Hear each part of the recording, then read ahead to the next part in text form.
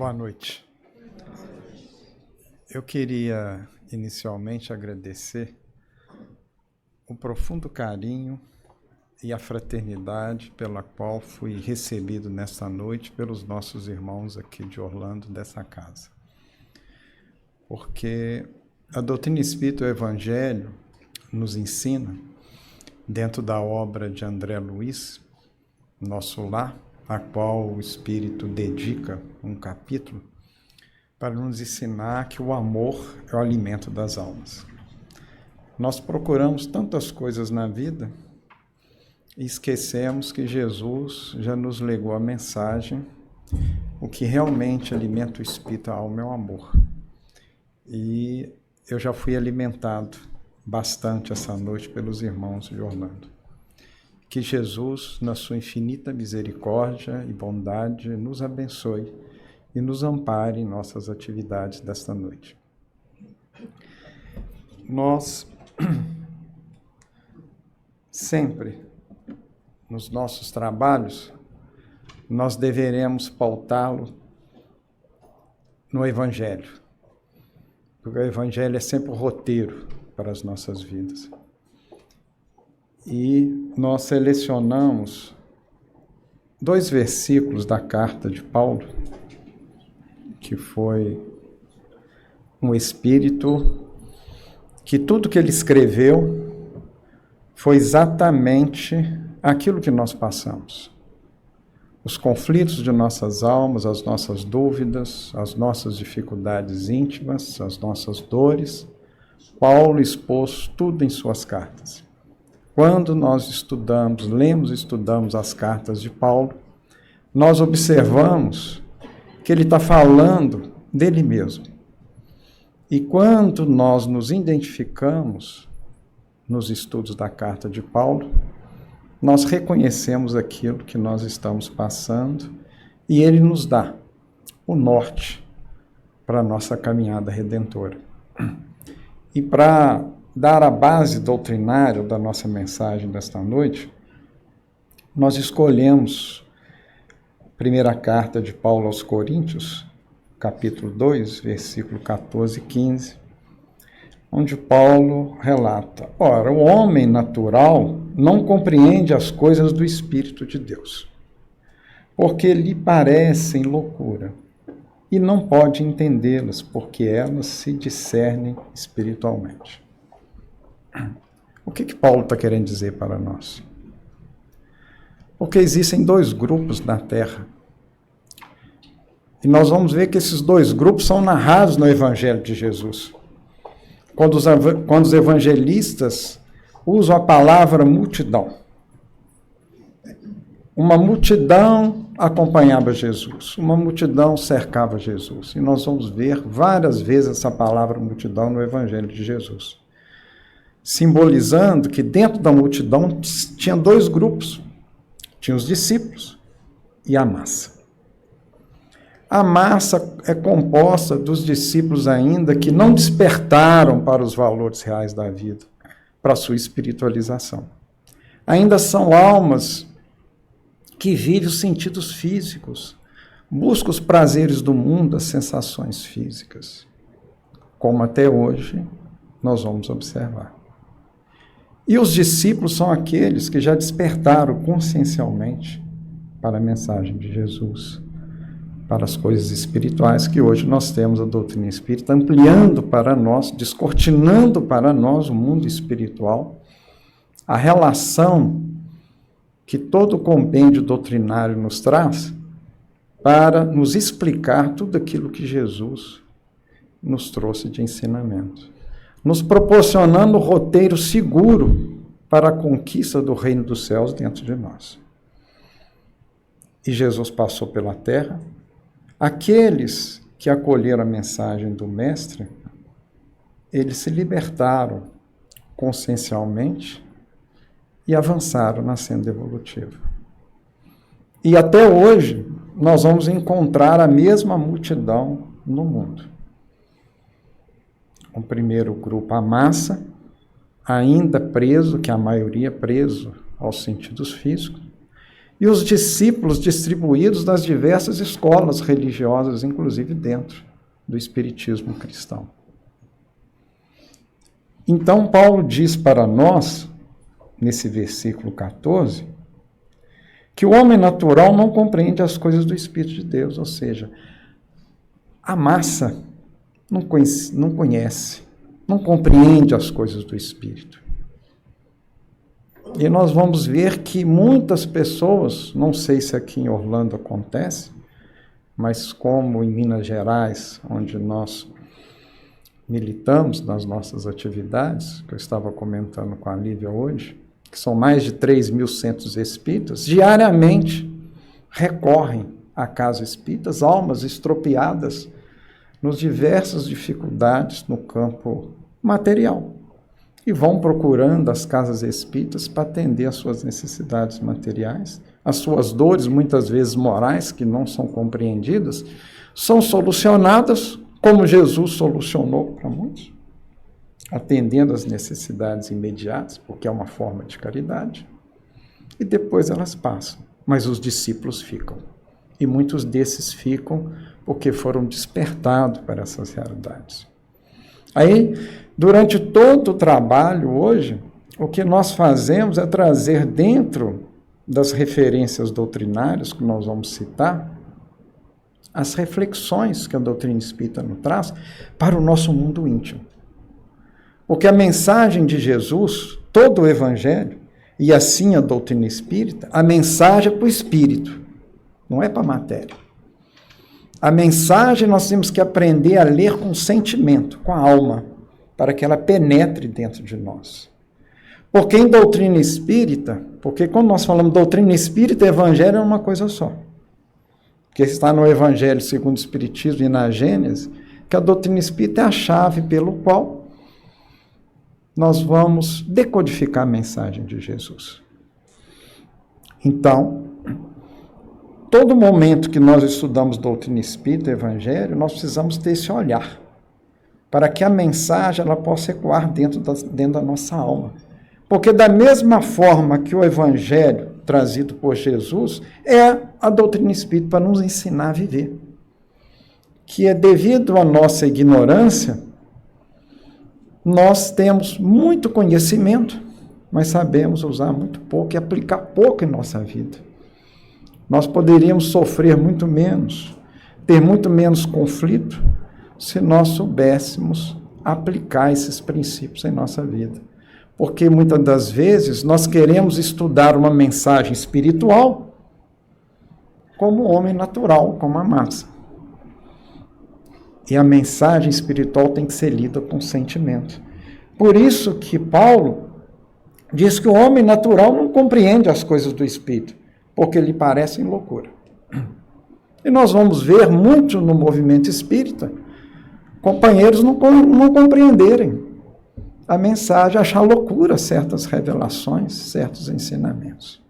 Quando fala do perdão, por exemplo, é algo que arrepia muita gente. O perdão tem que sair do campo teórico para o campo prático, para a nossa vida.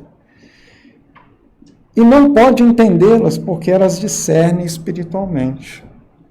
Porque o que é do espírito é do espírito. O que é da matéria é da matéria. A matéria não representando a matéria física, mas as sensações, as paixões do espírito. E no seu versículo 15 vai dizer, mas o que é espiritual discerne bem de tudo, e ele de ninguém é discernido.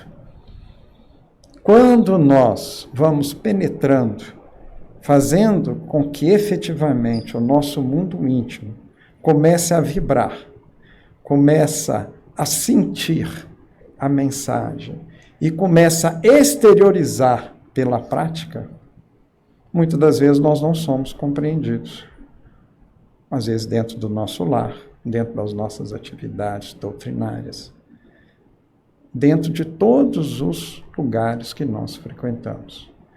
Porque nós lemos muitas vezes a obra espírita muito de forma romanceada. Mas os Espíritos não ditaram as obras para ser um romance, um deleite para as nossas emoções. Toda a obra espírita é didática. Da mesma forma que o Evangelho de Jesus narra as diversas personalidades, que cada personalidade dessa representa alguém dentro de nós, todas aquelas personalidades trazidas na obra espírita representam um pouco de cada um de nós.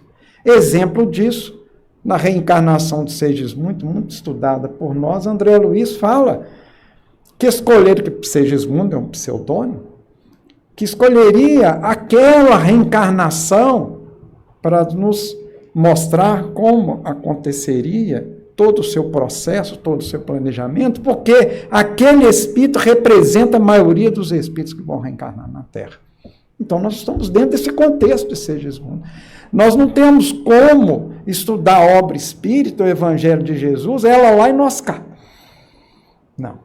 Nós temos que aprender a nos posicionar dentro do Evangelho, dentro da obra espírita, como um personagem daquele.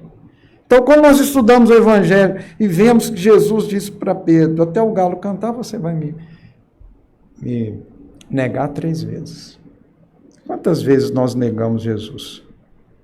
Mas existem várias formas de negar Jesus.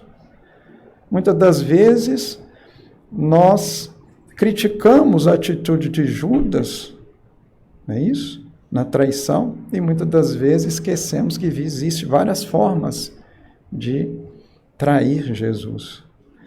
Então, quando nós vamos aprendendo essa didática, a obra espírita, o Evangelho, passa a ter uma ressonância maior para nós.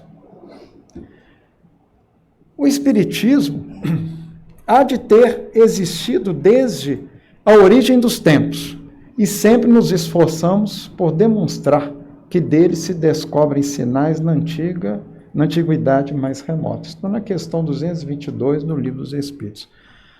Por que nós vamos abrir, após a base evangélica do nosso trabalho, com essa citação da questão 222? Embora a doutrina espírita é a terceira revelação, que nós estudamos, que é a primeira revelação no mundo físico é Moisés, a segunda é Jesus e a terceira é a doutrina espírita, a revelação só amplia, mas a revelação é da verdade. O que os espíritos fizeram foi uma compilação de toda a verdade que a humanidade já possuía e ampliou essa compilação. Porque vamos colocar a crença em Deus, vamos pegar os princípios básicos, a crença em Deus. Foi a doutrina espírita que trouxe a novidade da crença em Deus? Nós já tínhamos. Na imortalidade da alma, já tinha a imortalidade da alma. A reencarnação, os povos antigos tinham a reencarnação. O amor ao próximo, que é a base do Evangelho de Jesus, a pluralidade das existências, e assim sucessivamente, nós já conhecemos aqui na humanidade. Então, quando nós falamos que a doutrina espírita faz uma compilação da verdade, mas dando um sentido moral, correlacionando com o Evangelho de Jesus, para que isso tenha sentido mais amplo, fazendo uma correlação, uma integração da verdade. E para mostrar isso, nós vamos buscar em Emmanuel, no livro Caminho, Verdade e Vida, no capítulo 41, a regra aula, onde nós extraímos só alguns extratos dessa mensagem, quando Emmanuel trabalha, disserta sobre o Evangelho de Mateus, capítulo 22, versículo 39. Amarás o teu próximo como a ti mesmo. Ele aí vai nos trazer que isso já era conhecido da humanidade. Mas Emmanuel coloca nessa mensagem um ponto seguinte: os povos antigos conheciam, mas com Jesus foi diferente. Jesus não só ensinou, mas vivenciou. Isso modificou totalmente o valor da mensagem. E nós hoje, como espíritas, que a finalidade da doutrina espírita é resgatar o cristianismo primitivo, isso aí nas palavras de Emmanuel e André Luiz, ou seja, é retornar a 2000 anos, e trazer a mensagem de Jesus hoje de forma pura, cristalina, como foi professada nos primeiros 3 séculos. Então, aquelas obras que nós citamos, que nós falamos aqui, os romances, principalmente aquelas romances tão ditos de Emmanuel, Emmanuel não trouxe esses romances para que nós pudéssemos chorar como Paulo Estevam, que é muito bonita a mensagem, como há 2000 anos, né? E assim as demais obras. Não. Sim, tem um sentido a emoção, mas acima de tudo, essas obras veio nos mostrar, nos informar como era o cristianismo primitivo, como era a comunidade dos primeiros cristãos, como era a fraternidade entre eles, como era a mensagem. Quando nós pegamos Paulo e Estevão, Gesiel e Abigail, antes de Gesiel ser Estevão, eles já eram espíritas. Gesiel não conheceu Jesus e ele já era um cristão, porque espíritos que já traziam isso empreendendo. A base deles era o Velho Testamento, mas com todo o entendimento do Novo Testamento. Quando Saulo, às portas de Damasco, foi despertado consciencialmente de Jesus, ele compreendeu, leu o Evangelho, ele fez a total correlação com o Velho Testamento e o Novo Testamento. E assim essas obras são para nos ensinar como nós devemos correlacionar a doutrina espírita com o Evangelho de Jesus, para que a doutrina espírita cumpra o papel de resgatar o cristianismo primitivo na sua essencialidade da mensagem, corrigindo todas as distorções que nós mesmos criamos nesses 20 séculos devido à nossa ignorância. E Emmanuel se dedica a isso nas suas obras.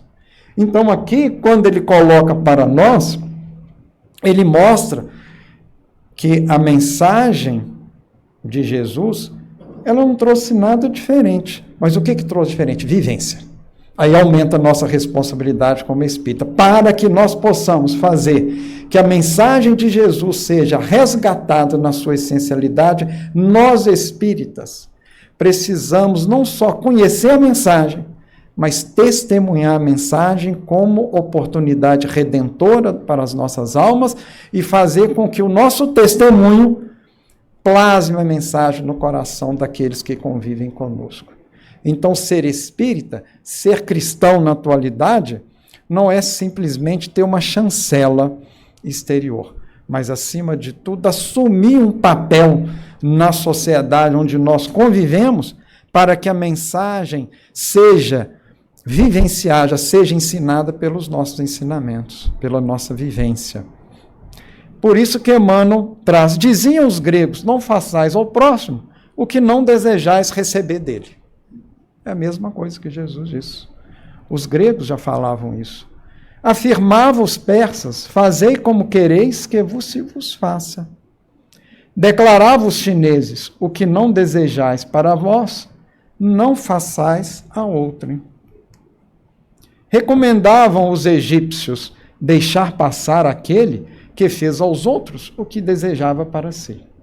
Doutrinavam os hebreus, o que não quiserdes para vós, não desejeis para o próximo. Insistiam os romanos, a lei gravada nos corações humanos é amar os membros da sociedade como a si mesmo.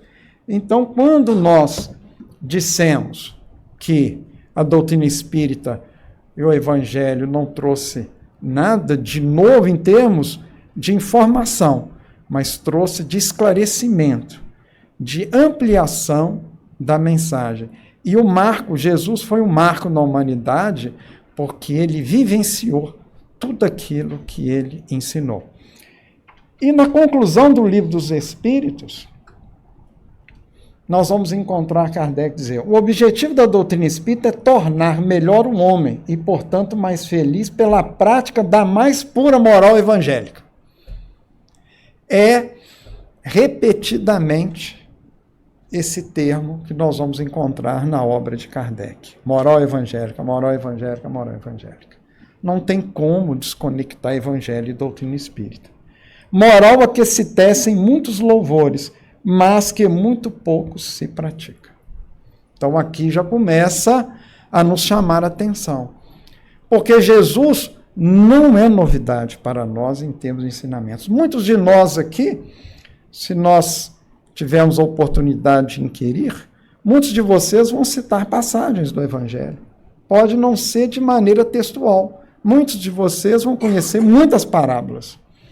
Então, nossa questão não é de conhecimento da mensagem de Jesus. E também hoje, como espíritas, a mensagem espírita não é novidade. Nós escutamos muito dos companheiros espíritas dizerem: ah, mas engraçado, quando eu conheci a doutrina espírita, parece que eu já conhecia aquilo tudo. Né? Então, nossa questão não é de conhecimento, mas de prática. E no livro Luz no Caminho, na mensagem Unamo-nos em Jesus, Emmanuel vai trazer exatamente o que está na conclusão do Livro dos Espíritos, mas de forma mais didática para nós, numa outra ótica textual. A grande missão do Espiritismo, à luz dos princípios evangélicos. Não existe Espiritismo sem Jesus. É a espiritualização de tudo que é humano. O que ele está querendo dizer? Aqui é importante ressaltar. Nós temos que tomar muito cuidado, nós como espíritas, não humanizar o Espiritismo. O que é humanizar o Espiritismo? Trazer as coisas do mundo para dentro do Espiritismo. Lá em Minas Gerais, eu não sei se aqui em Orlando usa essa expressão, as pessoas estão querendo fazer Espiritismo à moda da casa. Não é isso? Quando você vai num restaurante, abre o cardápio, tem a pizza à moda da casa, cada um põe o que quer. Né? Espiritismo não tem como fazer a moda da casa, já tá codificado, nós temos que aprender a decodificar, ou seja, a interpretar dentro do que os Espíritos das obras complementares. As obras complementares vieram para nos ensinar aquilo que Kardec trouxe pela nossa dificuldade de estudar as obras de Kardec. Então nós temos que pensar muito isso. Se nós estamos humanizando, nós temos que espiritualizar as nossas atividades. Mas como que nós espiritualizamos as nossas atividades? Espiritualizando primeiro nós. Nós queremos fazer os estudos da casa espírita ser igual um estudo academicista, que os espíritos não chamam atenção. Nós queremos fazer a rotina da casa espírita dentro das rotinas do mundo. Aí nós vamos estar dando um passo atrás. Isso é o nosso atavismo como espírito. Porque é muito mais fácil para nós humanizar o movimento espírita do que nós nos espiritualizar para espiritualizar o movimento espírita. Aí é tão desejada e ensinada a reforma íntima. Ou redenção espiritual, espiritualização, são várias palavras para a mesma coisa. Restabelecendo-se a antiga direção dos crentes sinceros para aquele reino de graças que ainda não é deste mundo. Porque Jesus disse, o reino dos céus está dentro de vós. E quando Allan Kardec pergunta para os espíritos, onde está escrito ou gravado as leis de Deus na consciência?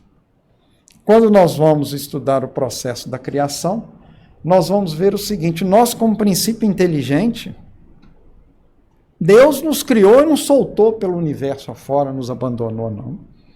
Nós, quando nós somos criados simples e ignorantes, revelação da doutrina espírita, nós estamos ligados a Deus. Nós vamos encontrar isso em Atos dos Apóstolos, no discurso de Paulo, no Areópago, na Grécia. Como ele diz que nós estamos vivendo em Deus e movimentando em Deus como os peixes nos oceanos. Queiramos ou não, nós estamos ligados a Deus pela consciência. E Deus fala em nós pela nossa consciência. A questão é que nós ainda, o nosso estado de espiritualização ainda é baixa. Isso eu falo por mim, não sei aqui dos nossos irmãos de Orlando, que às vezes é mais elevado, e acredito que sim, né? Porque lá nós de Minas Gerais, nós somos meio caipira, então pode ser que lá ele junta os espíritos menos espiritualizados e coloca lá. Né? Porque nós ainda temos um olhar muito exterior da vida. Nós valorizamos o que é mais bonito exteriormente. Seja a casa, o carro, a roupa. Não que a gente não possa ter uma casa, um carro, uma roupa bonita. Mas realmente, Quando nós conhecemos uma pessoa, nós temos um olhar para dentro dessa alma? Nós observamos quais são as vibrações dela, o sentimento, a sua conduta. Nós sentimos o abraço dela? Então é esse olhar que eu estou dizendo, porque o nosso olhar é muito exterior. Nós temos que aprender, no nosso processo de espiritualização, nós temos que aprender a ter o olhar interior, nos conhecer. Questão 919 do Livro dos Espíritos, que depois Santo Agostinho nos ensina como nos conhecer. Se nós não começarmos a ter coragem de nos conhecer, como que nós vamos espiritualizar ou nos modificar, fazer tão sonhada reforma íntima? Porque Jesus disse, o reino dos céus está dentro de vós. Por quê? Porque através da nossa consciência, nós estamos ligados a Deus. Deus está em nós. Deus nos sente.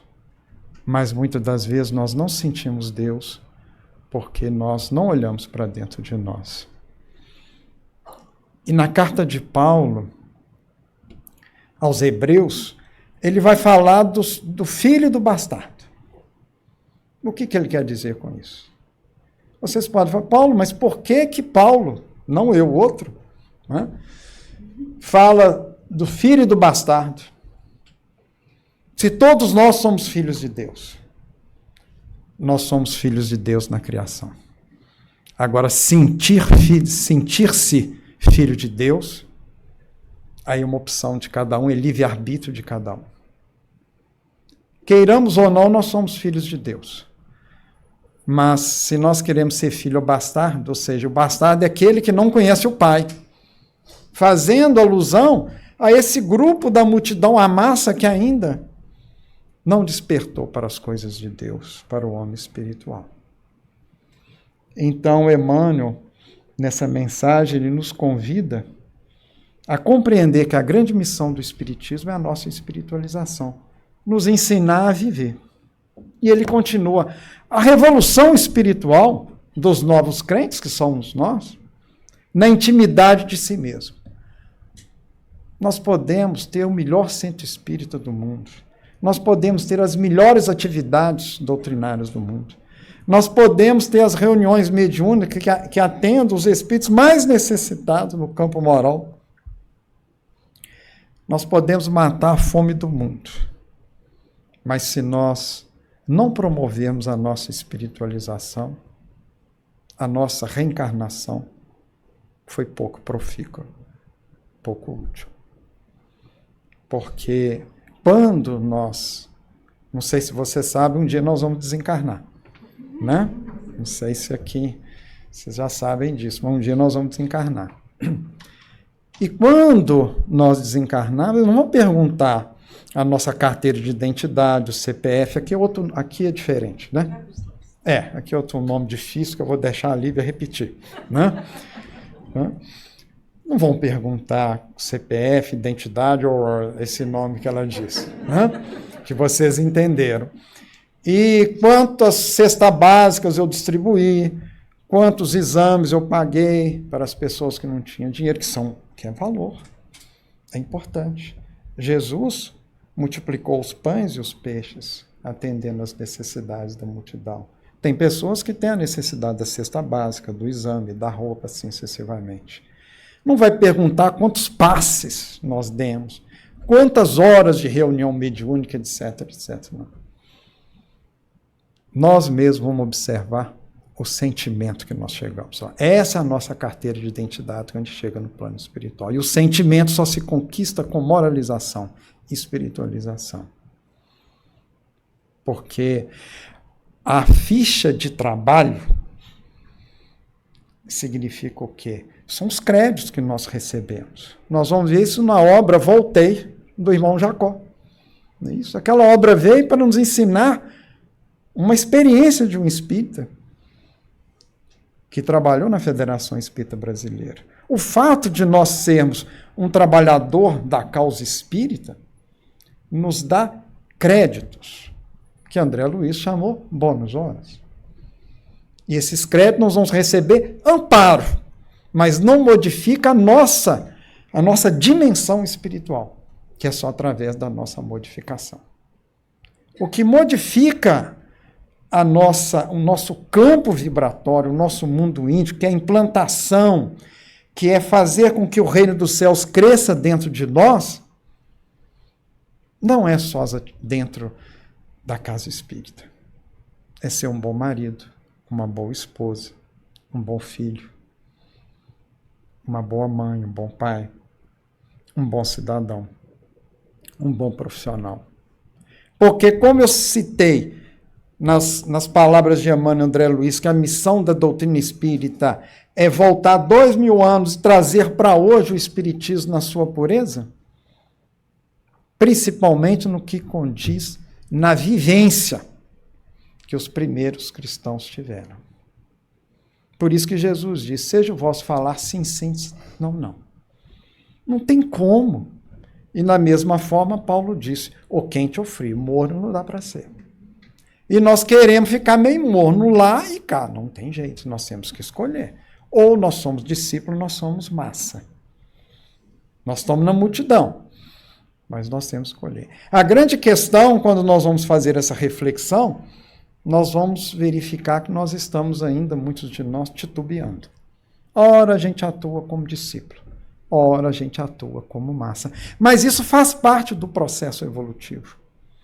Porque quando nós despertamos para as realidades espirituais, nós trazemos o atavismo muito forte dentro de nós. E nos libertar desse atavismo, que são os vícios acumulados em séculos e milênios, isso não é fácil. Não é porque agora eu sou espírita, agora eu vou modificar. Quem trabalha diariamente, todo o tempo do dia, tentando se vigiar, sabe o quanto é difícil. Tem coisas que a gente já consegue identificar quando emerge dentro de nós. Tem coisas que a gente lembra que já depois que emergiu, já saiu no campo da ação um mês depois. Não é isso?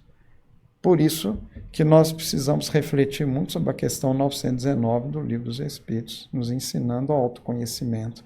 Mas o processo é assim, é paulatino. Né?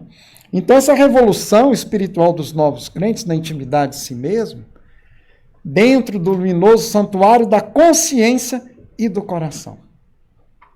Consciência, verdade, lei divina, coração, sentimento. Que é a mesma coisa, quais são os atributos do espírito? Pensamento e vontade. Isso. Pensamento nos trazendo um processo co-criativo, a semelhança de Deus, e vontade, os desejos representando os nossos valores morais. É a grande questão do momento. E na questão 625 do Livro dos Espíritos, que todos nós conhecemos, qual o tipo mais perfeito que Deus tem oferecido ao homem para lhe servir de guia e modelo? Jesus. Nós já adiantamos que Jesus sempre vai ser a nossa referência. Não tem como nós falarmos de doutrina espírita sem falar de evangelho, sem falar da mensagem de Jesus. Jesus, nós temos que ficar íntimo de Jesus, pela sua mensagem. E no livro Consolador, na pergunta 236, Emmanuel vai trazer para a gente que nós estamos usando esse extrato dessa questão 236 para mostrar a questão 625, que Jesus é o modelo e guia de nossas vidas.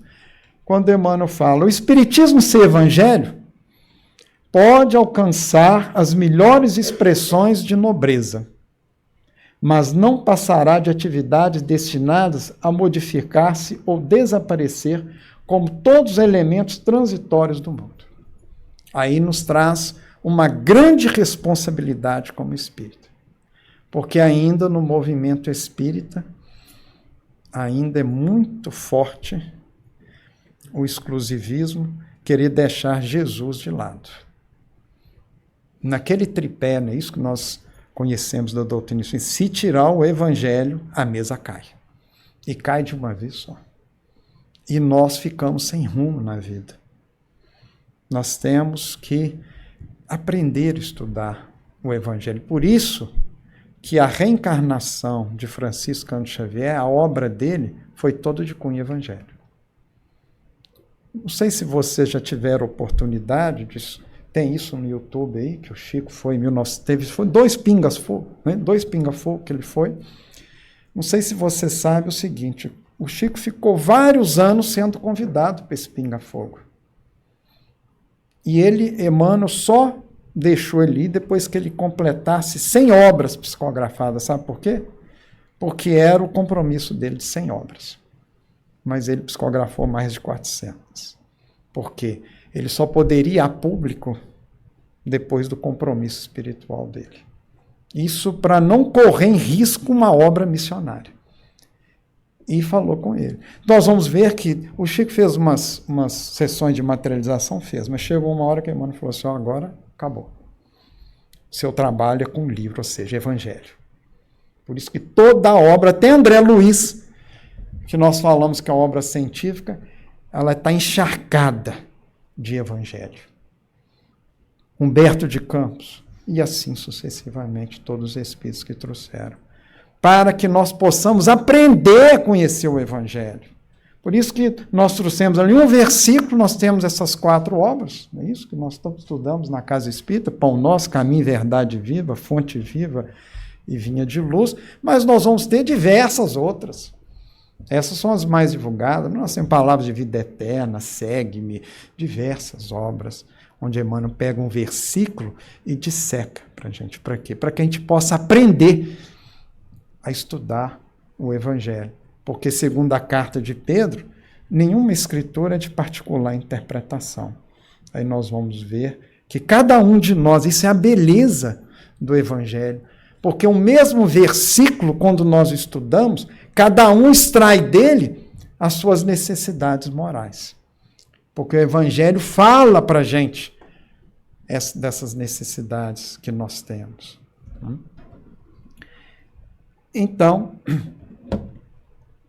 depois, no livro Opinião Espírita, na mensagem O Mestre e o Apóstolo, Emmanuel vai trazer para a gente, diante do acesso aos mais altos valores da vida, Jesus e Kardec estão perfeitamente conjugados pela sabedoria divina. Jesus a porta, Kardec a chave.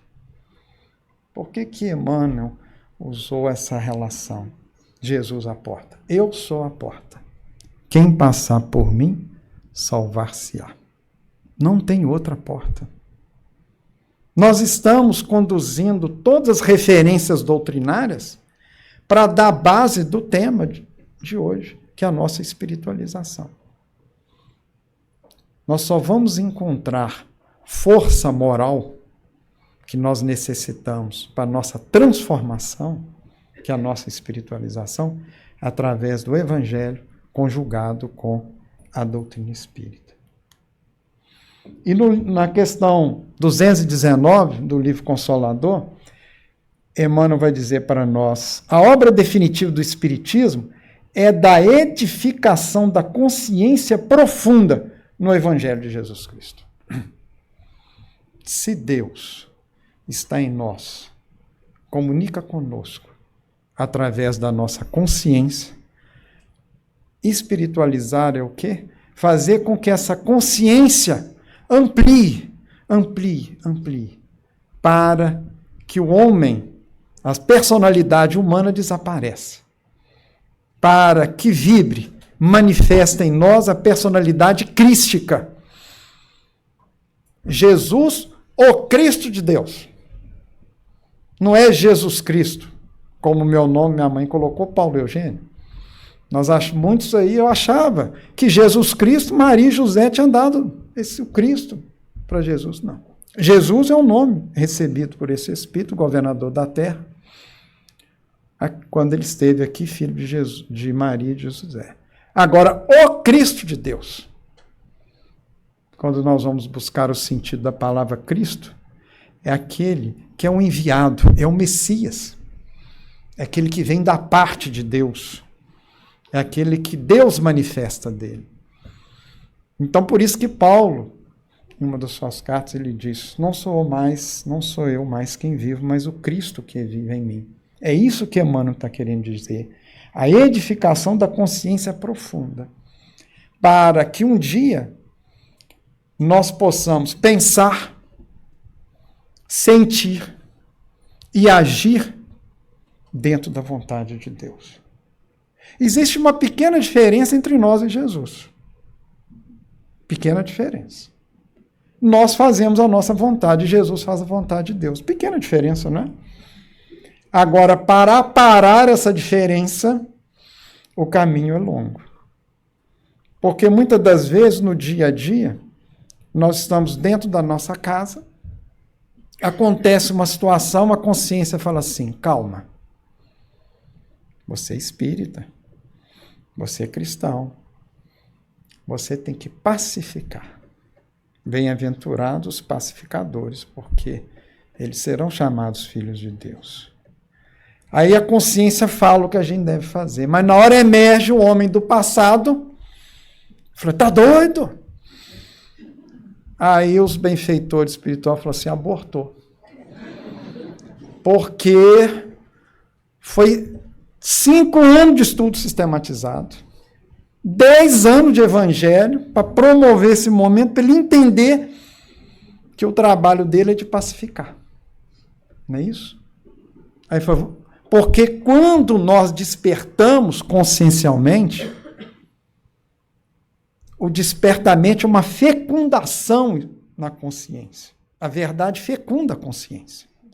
Os espíritos falam assim, ele fecundou, a gente emociona. Fecundou, agora tem que dar corpo, tem que gestar. Tem que nascer a criança, que é o novo homem. O homem novo, que Paulo dizia nas suas cartas. E isso vai ser gestado. Uma criança gesta em 9 meses. Mas essa nova personalidade do homem novo vai gestar em muitas reencarnações através de cada ação. Aí ele vai. Mas chega uma hora que aborta. Aí começa tudo de novo.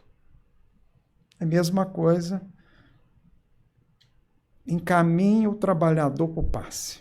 Então, assim, agora ele vai aprender, depois de muitas reencarnações, que as mãos têm que ser usadas para o bem, para o carinho, para as pessoas.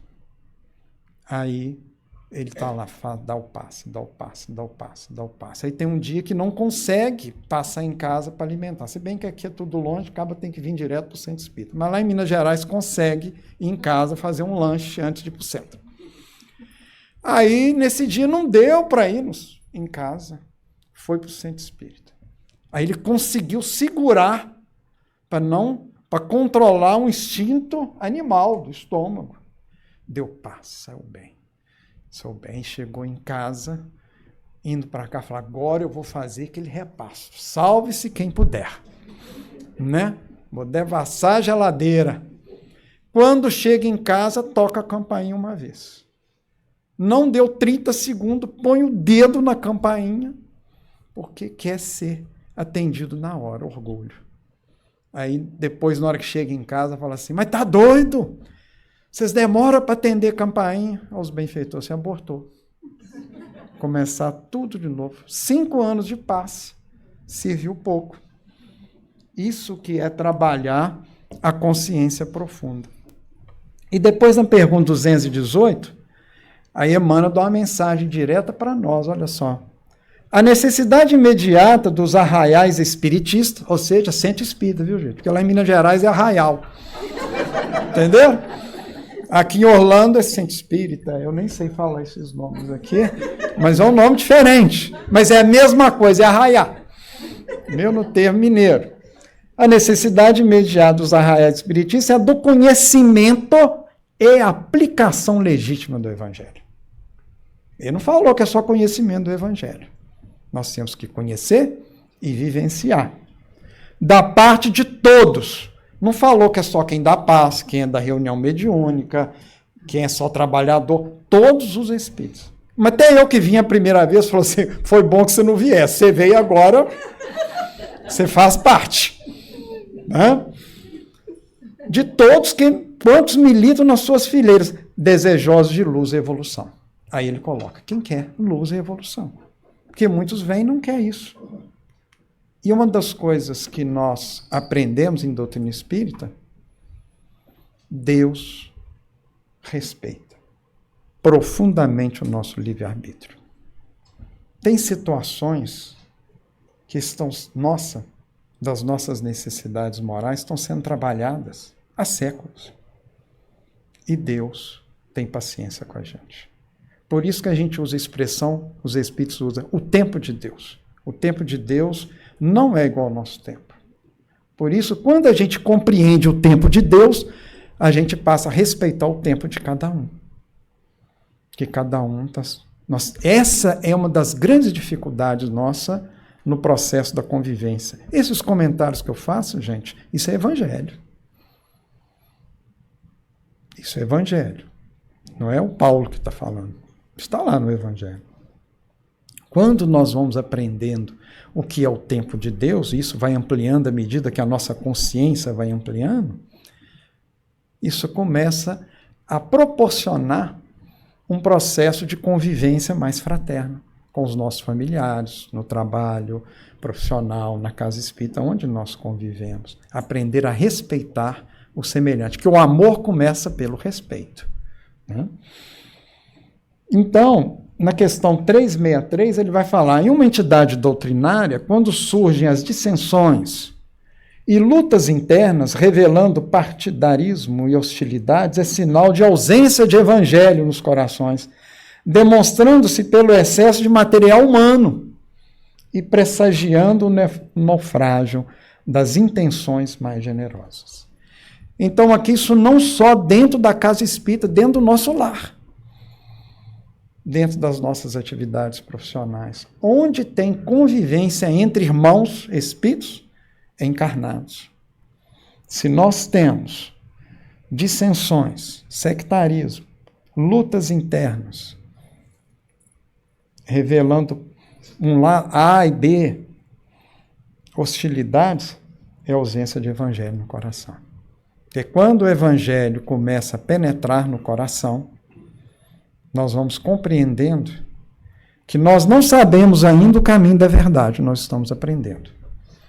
Mas com o evangelho nós já sabemos de alguns princípios.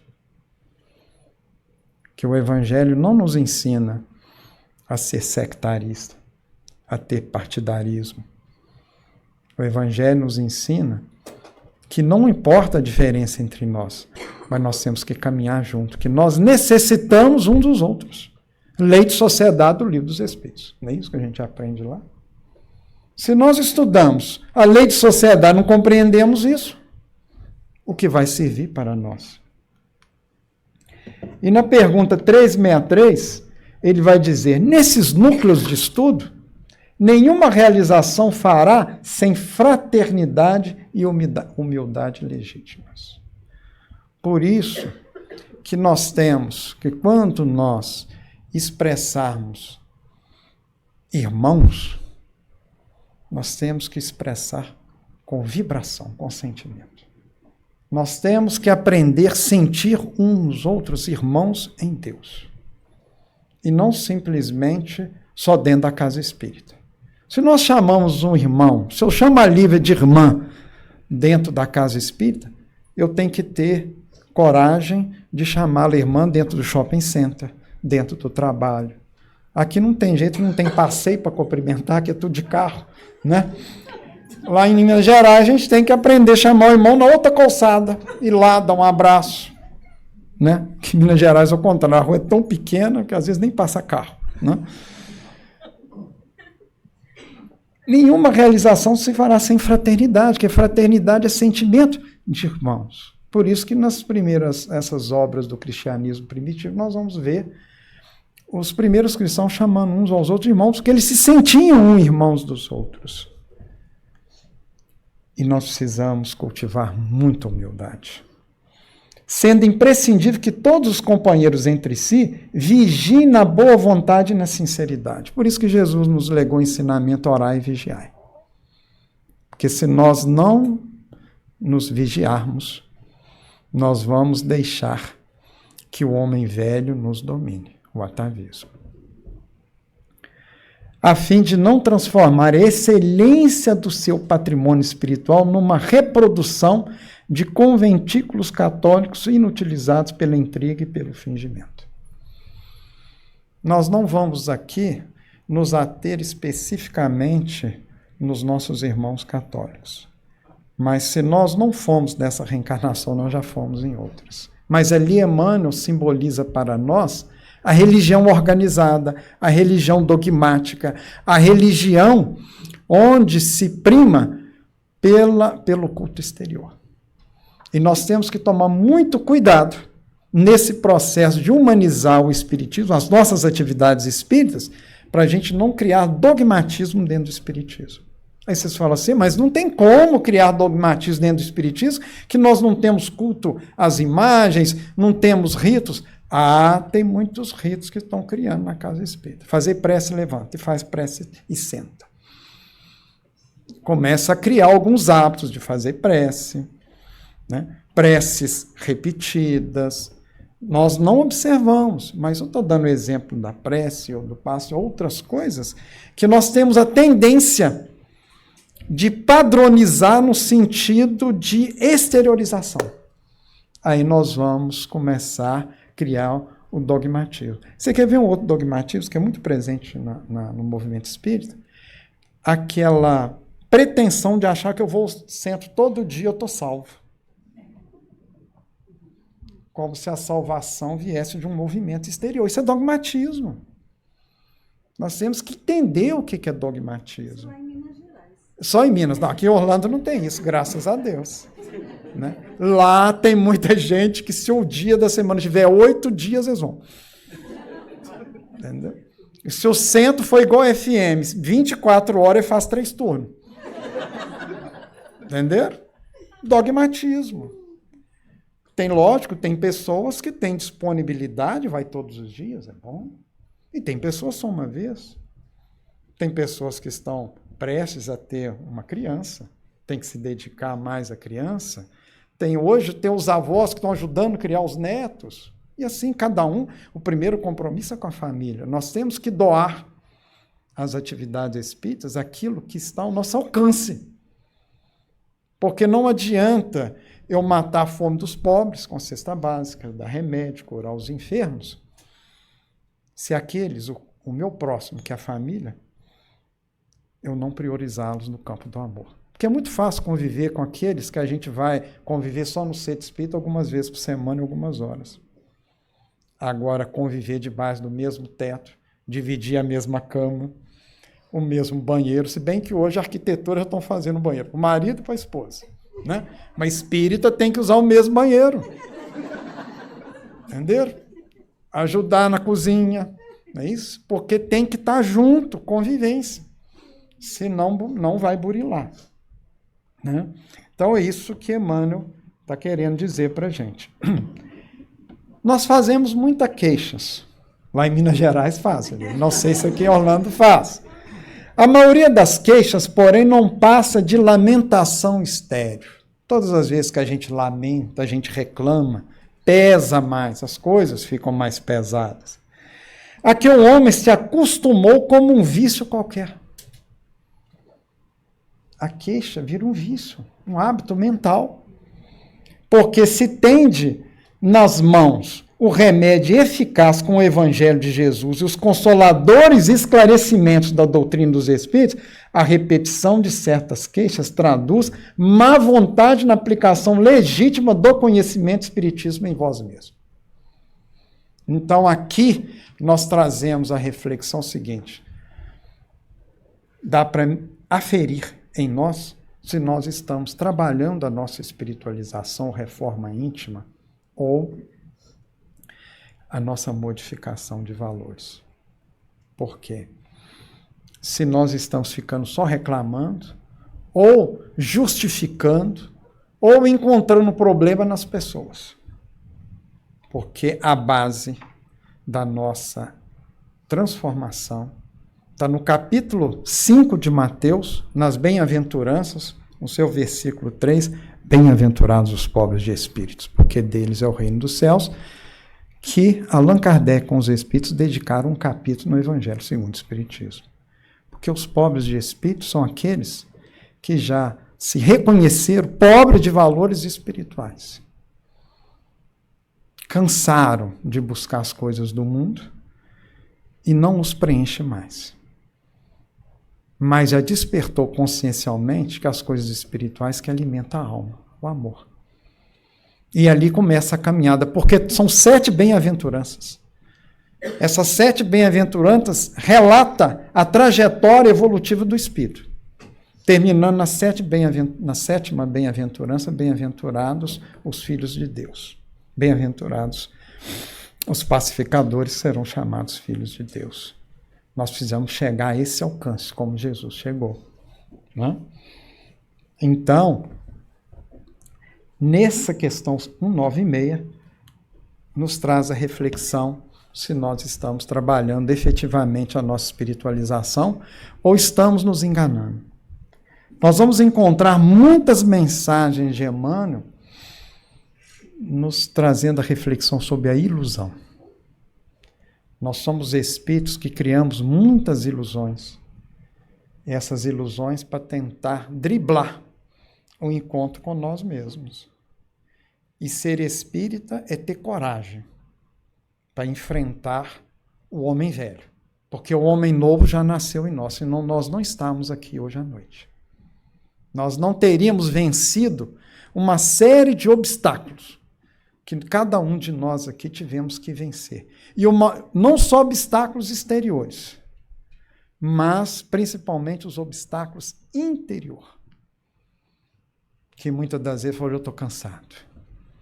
Hoje eu não vou ao centro. Aí de uma hora para outra, desperta a consciência e fala assim, vai. Aí os nossos benfeitores estão lá vendo, fazendo prece para ver se vai.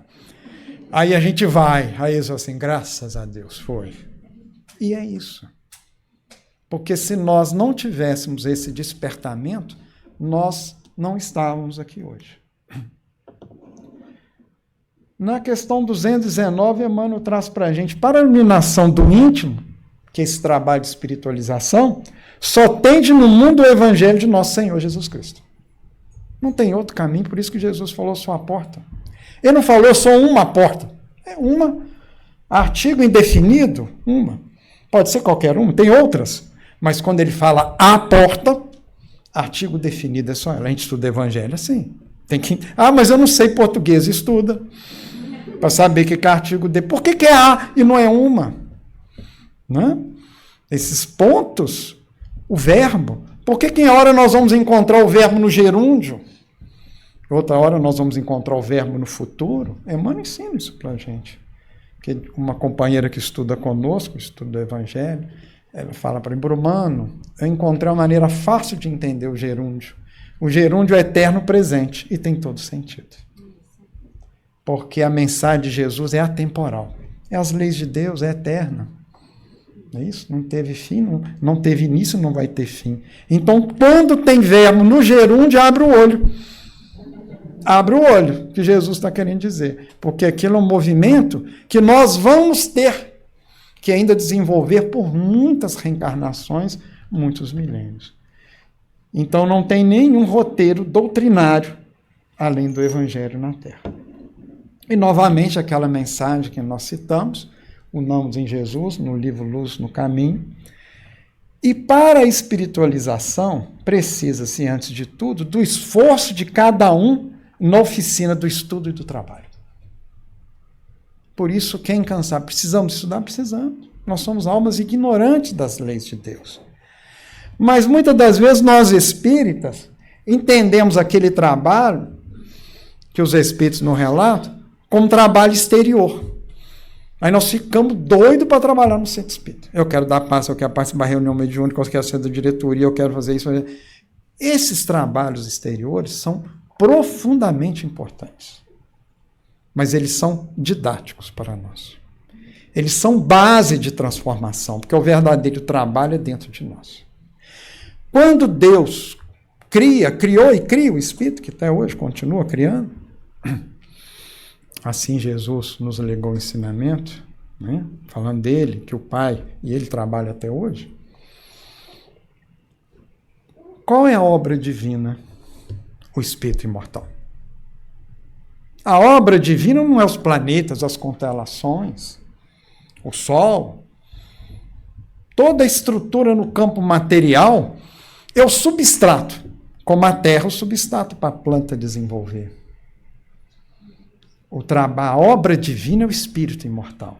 Então, quando Emmanuel fala para a gente que nós precisamos estudar e trabalhar, o trabalho no centro espírita, o trabalho profissional, o trabalho da família, que é o mais importante, o trabalho de educar os filhos, ajudar os familiares, esse é o trabalho onde esse movimento exterior, que é didático, vai nos proporcionar oportunidade para a nossa transformação. Porque é nesse trabalho que nós vamos dar o nosso testemunho, palavra tão usada no Evangelho e nas obras espíritas. O que é o testemunho? Vivenciar o conhecimento, a verdade adquirida através do estudo.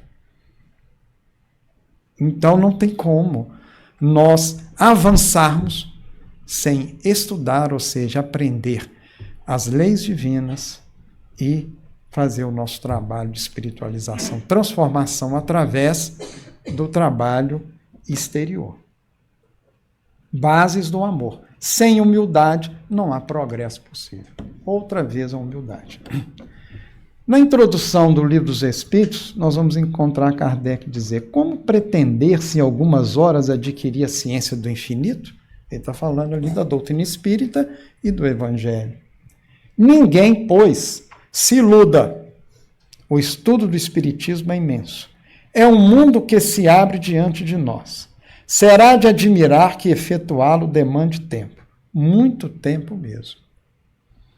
Então, ou seja, o Evangelho e a doutrina espírita, o Evangelho contém as leis de Deus, a doutrina espírita vem explicar o Evangelho, vem explicar para nós as leis de Deus.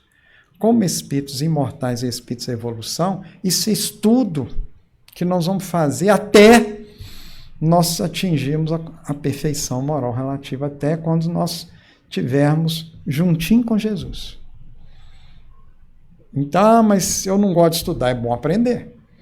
Se não aprender a gostar de estudar, não vai avançar. Quando eu começo a estudar, eu durmo na cama. Estuda sentado, na mesa, toma café. Que aqui aí nos Estados Unidos tem bons cafés. Aliás, não aqueles fraquinhos que serve pra gente. Café forte. Tem que ser café expresso. Né? Então nós temos que aprender a estudar e a nos transformar. E novamente, Emmanuel, no livro Consolador, na questão 290, ele fala: as parábolas do Evangelho são como as sementes divinas que desabrochariam mais tarde em árvores de misericórdia e sabedoria para a humanidade. Nós precisamos aprender a estudar doutrina espírita conjugado, ou seja, integrado com o Evangelho. É a nossa fala a todo momento. Só que quando eles perguntaram a Emmanuel se nas parábolas de Jesus, nos ensinamentos de Jesus, tinha uma vibração que penetrasse nas almas. E realmente, quando nós começamos a estudar o Evangelho, a gente começa a sentir que quando nós lemos os textos, existe uma vibração junto daquelas letras. E é isso que ele fala para a gente. As parábolas do Evangelho são como as sementes divinas, porque elas penetram, mas elas vão desabrochar em cada momento. Então, muitas vezes a gente fala assim: eu estou estudando o Evangelho tem 10 anos. Eu modifiquei pouco. Não modificou. Que o processo de espiritualização, transformação, não é nos moldes humanos. Nós queremos que os processos de redenção espiritual seja tratado de uma reencarnação. Não é. O processo... vocês conhecem aquela passagem do Evangelho, a casa varrida e adornada? Aquilo ali representa o campo mental. Ele é infinito. Então, primeiro tem que penetrar essas sementes, para que, à medida que nós vamos no processo da convivência, essas sementes comecem a eclodir. E por que Emmanuel e os Espíritos usam muita semente? Jesus também utilizou muitas plantas para poder narrar a verdade. Porque toda planta produz o fruto. E todo fruto tem o seu teor de açúcar, é saboroso. O fruto representa o amor, porque o amor é dúlcido, alimenta a alma, como o fruto de uma planta alimenta o corpo físico. E por que Jesus utilizou duas plantas, basicamente, para nos ensinar a passagem? A videira e qual outra? Vocês lembram? Dos trabalhadores da última hora? A videira. Por que Jesus, lá na parábola da videira, os trabalhadores da última hora, Jesus falou assim, ide vós também para a vinha, não é isso? Plantações de uva, de videira. Por que Jesus falou assim, ide vós também para o bananal, ide vós também para o goiabal? Por que ele usou a videira? Ah, porque lá na Palestina não tinha bananeira. Ele pôde usar outras plantas. É muito simples. Aí na hora que você vai estudar, por que Jesus utilizou a videira e a figueira? Não sei se vocês sabem. São duas plantas que só dá fruto em ramo novo. Mas o que tem a ver com a gente? O fruto não é amor? Nós somos a videira, nós somos a figueira, por isso que tem a passagem da figueira braba. Porque quando a gente estuda o Evangelho correlacionando didaticamente com a natureza, nós vamos nos conhecendo. É isso o estudo do Evangelho assim. Aí, mas por que a videira, Jesus então utilizou a videira e a figueira, que são plantas que só produzem fruto e ramo novo? Porque o amor só vai manifestar em nós através de novos hábitos de vida, virtude. Porque dos vícios que existem em nós não vão gerar frutos de amor. Então, por isso que em muitas passagens os Espíritos falam que nós temos que podar os nossos vícios. São os ramos velhos, representando o homem velho. Então, as parábolas de Jesus são essas sementes que vão penetrar no nosso coração. Jesus nos ensinou a parábola do semeador, nos diversos tipos de solo. E depois ele explica. Nós vamos ver que não só, nós vamos ter passagens do Evangelho que Jesus nos ensina a estudar o Evangelho como a parábola do semeador. Para a gente compreender o significado de cada uma delas. Né? Os Evangelhos são roteiros das almas. E é com visão espiritual que devem ser lidos. Isso aqui é a resposta de Emmanuel quando perguntaram, irmão, por que Jesus falou em parábolas?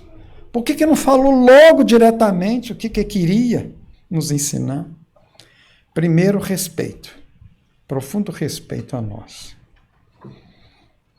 Porque a luz tem que chegar no momento certo, senão, ao invés dela trazer o benefício, ela cega. Então, Jesus trouxe a mensagem velada e de uma forma vibratória, para que penetrasse como semente. Só que muitas das vezes nós queremos estudar o Evangelho de forma horizontalizada, de forma exterior, academicista.